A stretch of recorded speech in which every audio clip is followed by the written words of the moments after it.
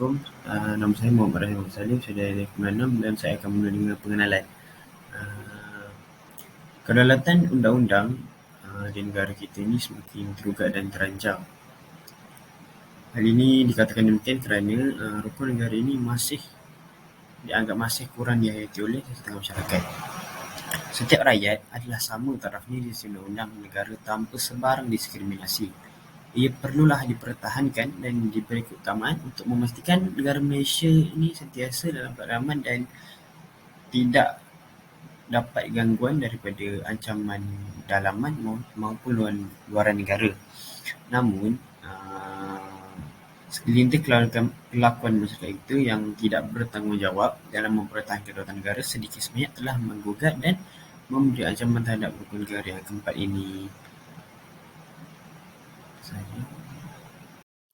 Seterusnya adalah objektif kajian. Yang pertama, mengenal pasti kefahaman masyarakat tentang isu berkaitan undang-undang negara yang semakin terancam. Kedua, mengenal pasti kepentingan penghayatan rukun negara terutama dalam menjaga kedaulatan undang-undang negara. Yang ketiga, mengenal pasti punca masyarakat kurang penghayatan tentang rukun negara dalam diri mereka. Seterusnya, komuniti projek yang dipilih bagi kaedah temu bual ialah 3 orang dari Universiti Malaysia Terengganu. 3 orang pelajar dipilih kerana memiliki pemikiran serta pendapat mereka yang berbeza mengikut bidang masing-masing. Bagi kaedah survey melalui Google Form, komuniti yang dipilih ialah masyarakat awam, pelajar sekolah, guru dan komuniti taman perumahan. Komuniti dipilih berdasarkan pengetahuan mereka dalam bidang tertentu. Di dalam bahagian ini, saya akan menerangkan tentang metodologi. Metodologi meliputi kaedah pengumpulan data yang telah dipilih oleh kumpulan kami. Kaedah yang pertama ialah kaedah kuantitatif, iaitu soalan survey berbentuk Google Form. Soalan survey ini mempunyai 10 soalan berkaitan tajuk dan isu yang dipilih. Soalan berbentuk Google Form ini telah dijawab oleh 30 orang responden. Kaedah yang kedua ialah kaedah kualitatif. Kaedah kualitatif ialah soalan berbentuk temu bual yang telah dijalankan kepada 3 orang pelajar dari Universiti Malaysia Terengganu. Seterusnya, bahagian dapatan kajian. Kami telah memperoleh keputusan peratusan berkenaan 10 soalan yang telah diberikan berdasarkan isu yang dipilih, iaitu kedaulatan negara yang semakin tergugat dan ancaman terhadap undang-undang. Soalan pertama, peningkatan kadar jenayah yang menggugat keamanan dan keselamatan negara yang membuka ruang kepada kuasa asing. Sebanyak 6.7% responden memilih setuju dan 93.3% responden memilih sangat setuju. Soalan yang kedua, peningkatan kemasukan imigran asing yang sering terlibat dalam gejala-gejala sosial seperti penagihan dadah dan pencurian. Sebanyak 3.3% responden memilih tidak setuju. 6.7% responden memilih setuju dan sangat setuju ialah 90%. Soalan ketiga pula, peningkatan masalah pengangguran dalam kalangan rakyat yang membawa kepada peningkatan kadar jenayah. 13.3% responden telah bersetuju dan 86.7% responden memilih sangat setuju. Soalan keempat ialah nilai perpaduan serta semangat bekerjasama yang semakin pudar dalam kalangan rakyat yang berbilang kaum juga mencetuskan perselisihan faham dan pergaduhan yang turut menjejaskan keharmonian dan kesejahteraan negara. Sebanyak 6.7% responden bersetuju dan 93.3% responden sangat setuju.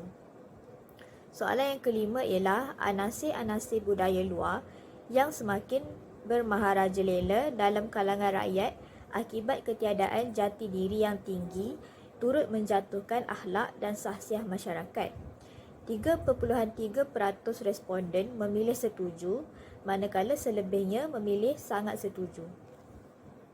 Seterusnya, untuk soalan 6 ialah peningkatan gejala-gejala sosial dalam kalangan rakyat yang turut meningkatkan kadar jenayah serta menjejaskan imej negara dan masyarakat. sebanyak 3,3% setuju, manakala 96,7%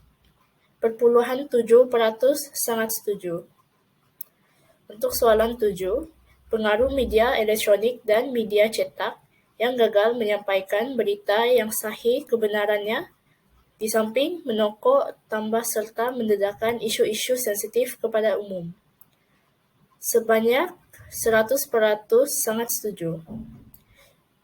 Bagi soalan 8 ialah toleransi kunci keamanan kedaulatan negara. Sebanyak 100% sangat setuju. Soalan 9.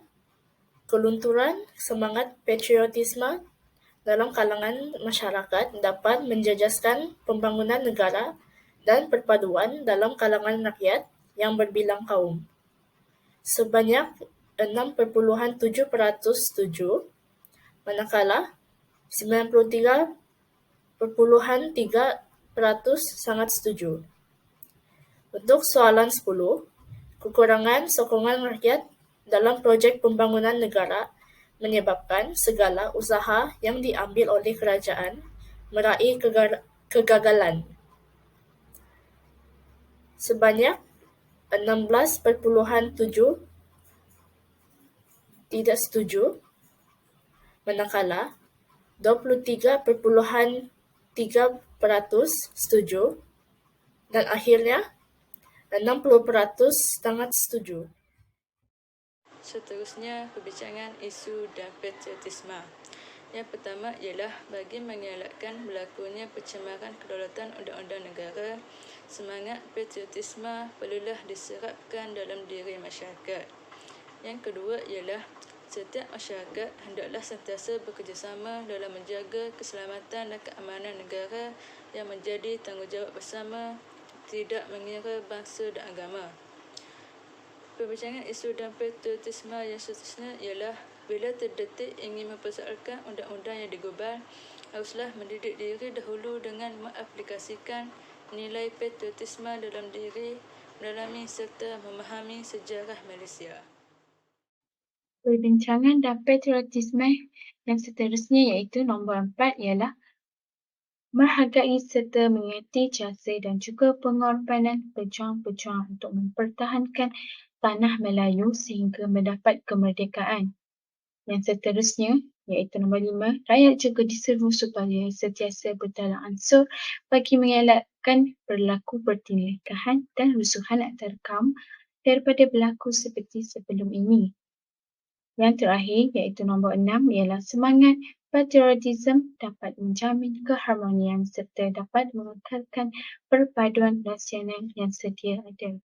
Seterusnya pada bahagian refleksi dan solusi, yang pertama, kemampuan pelajar dalam menghayati prinsip rukun negara serta keinginan mereka untuk mengamalkannya dalam kehidupan seharian.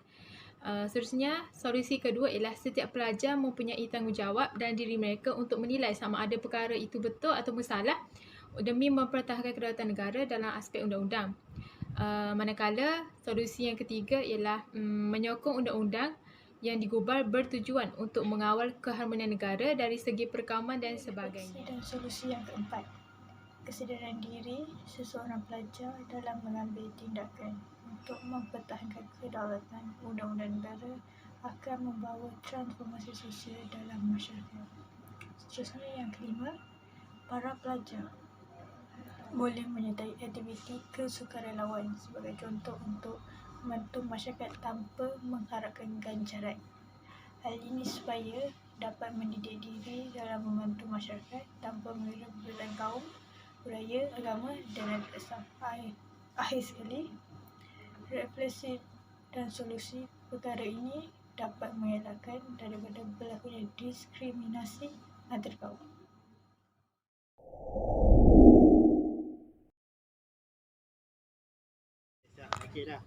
Assalamualaikum warahmatullahi wabarakatuh. Saya Naun Nadira binti Muhammad Ashraf daripada pelajar Unizar.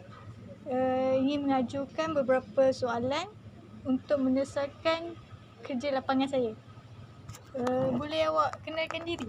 Nama saya Anissa Afifah binti Hashim, pelajar tahun 1 pengurusan Sarjana Muda Pengurusan Operasi Maritim Universiti Malaysia Terengganu. Kita ke soalan yang pertama boleh? Ya. Soalan yang pertama, apakah isu-isu yang dapat menggugat undang-undang di Malaysia? Contoh isu-isu yang dapat menggugat undang-undang Malaysia seperti rasuah dan pembuangan bayi. Okey. Yang kedua, adakah student UMT melanggar undang-undang U dan apa mereka langgar? Pada pendapat saya, ya. Kerana mereka tidak menggunakan helmet ketika memandu di dalam UMT dan juga mereka sering membawa kenderaan dengan laju. Yang soalan yang ketiga, pada pendapat awak, adakah pengaruh media sosial mengancam kedaulatan undang-undang? Ya, kerana seperti yang kita dapat lihat dalam media sosial terdapat orang yang menggunakan kata-kata yang kesat dan sebagainya, dan ada juga yang resis yang akan menyebabkan perpecahan kaum. Itu saja soalan daripada saya. Terima kasih kerana meluangkan masa.